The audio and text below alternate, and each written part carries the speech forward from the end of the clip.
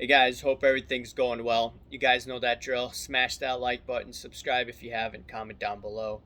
Follow me on Instagram at AIH underscore sports. Follow me on my finance channel at AIH Finance.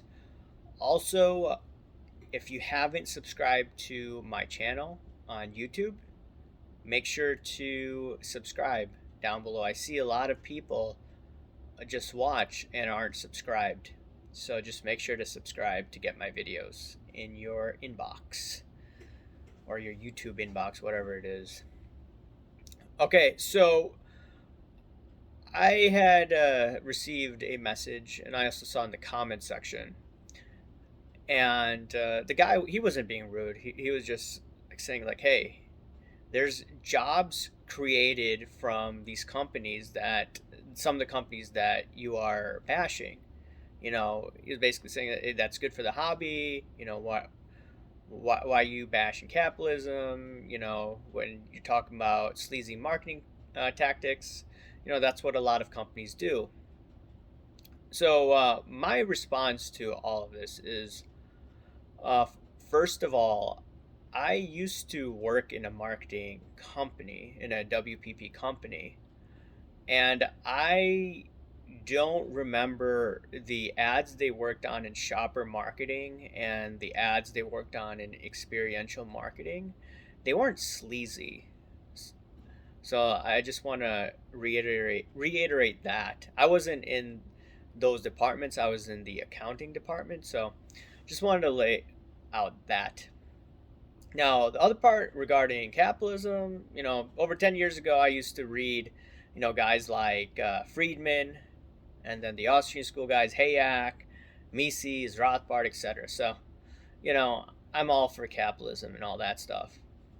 Now, in regards to the hobby, regarding false misrepresentation, I have seen a bunch of these companies. I'm going to do a deeper dive in the coming days, and it's going to be about liquidity. And some companies talking about, hey, you could compare the stock market to sports cards, look at market capitalization, et cetera, et cetera, et cetera. And in my opinion, that's that is not a good way to represent the sports card hobby. There are positives, and I laid that out in the video that I posted today. By the way, I'm going to be posting this video on Thursday morning. Now, in regards to the hobby, what I've noticed that many companies are fragile. And I've talked about this concept in many videos, the concept of anti-fragile versus fragile.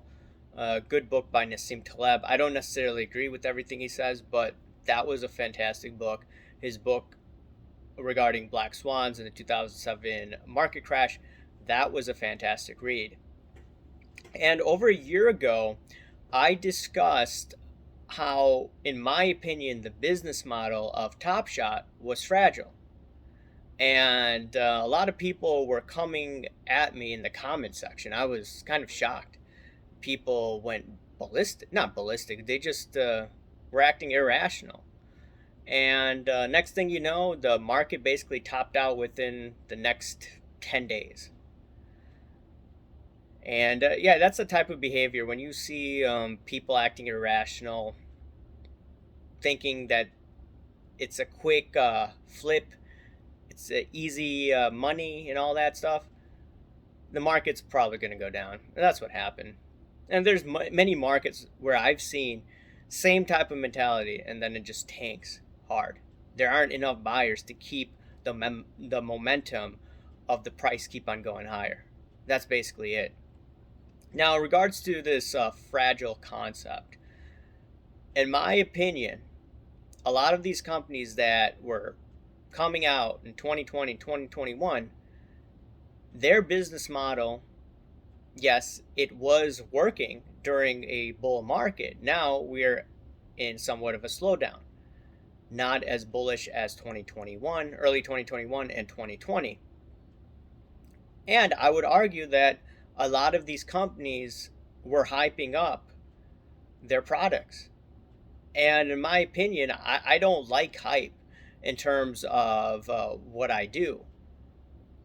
I've been doing these videos for the past year, and I'm just sitting in front of a camera. I really don't interview that many people.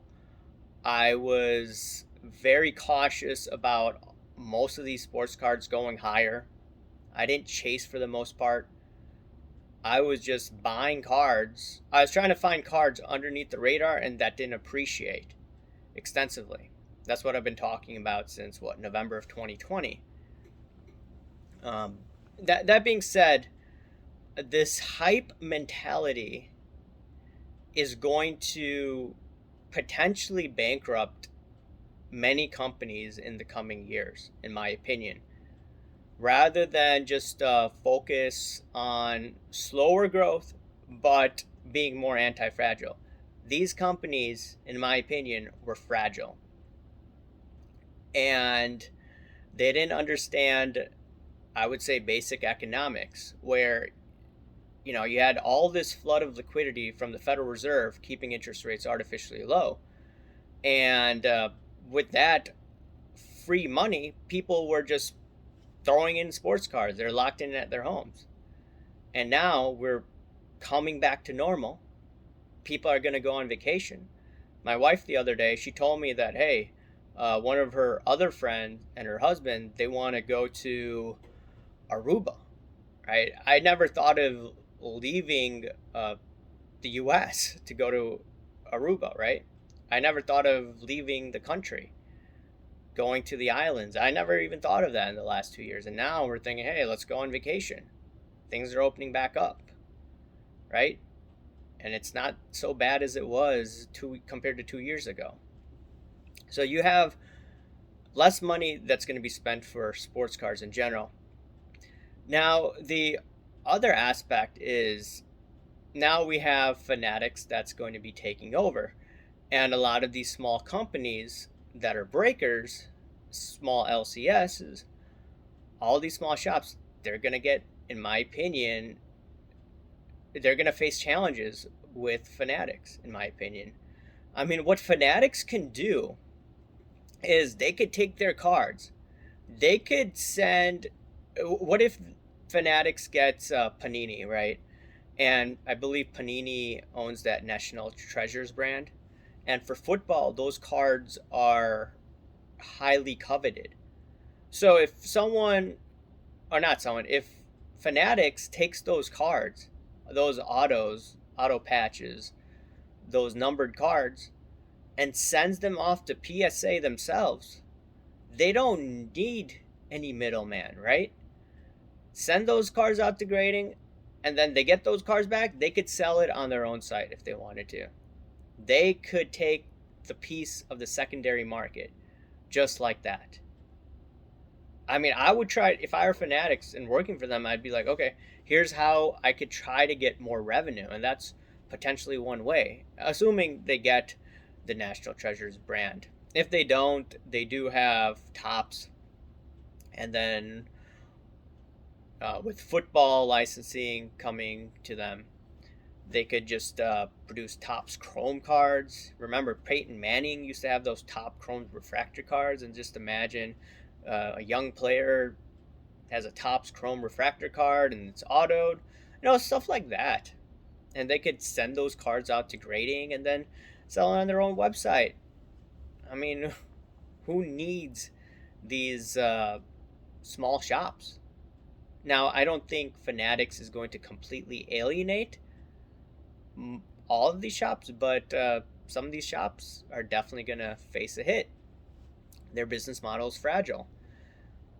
So just like these small companies, these breakers, they're fragile. On the other hand, you have companies saying that this is a liquid market when it's not, saying that number one, you can look at market capitalization in terms of sports cards, but the S&P 500 market capitalization is 40 trillion.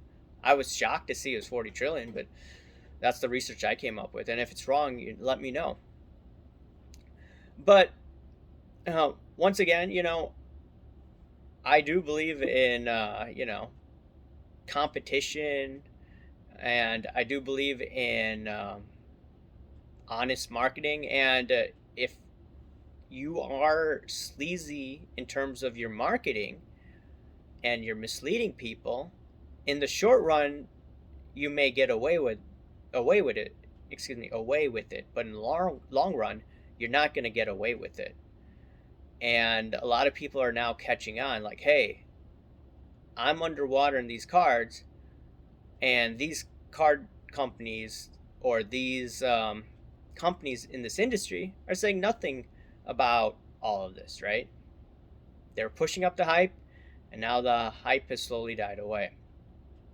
And yeah, even though I did fine during the pandemic with sports cards, there are a lot of people that didn't. And now you don't see that many sports card channels out there. And the content is less right now. Obviously, it doesn't help with baseball, the baseball season not going on. Hopefully, that comes. Hopefully, we see some action in the next month or two. But regardless, I just wanted to talk about that. And another thing is that, in my opinion, when you're looking at this hype model, you could look at Wall Street, for instance, and you could see all of these stocks that were hyped up during the pandemic.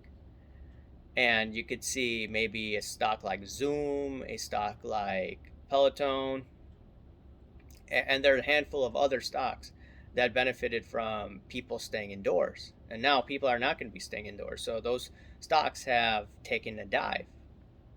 And with some of these companies involved in production of the jabs, those companies are also going down in terms of their stock values.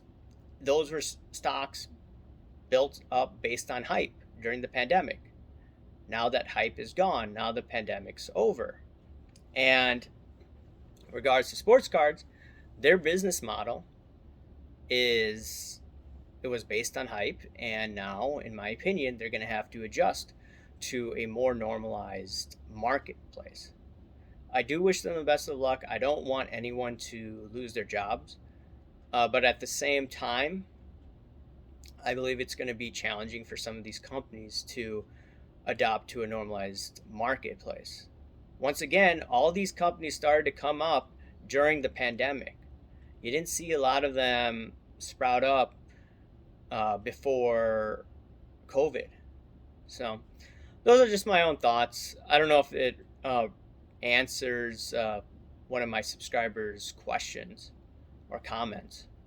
Anyways, guys, let me know what you think about all that. Smash that like button, subscribe if you haven't. Comment down below, guys. Thanks. Bye.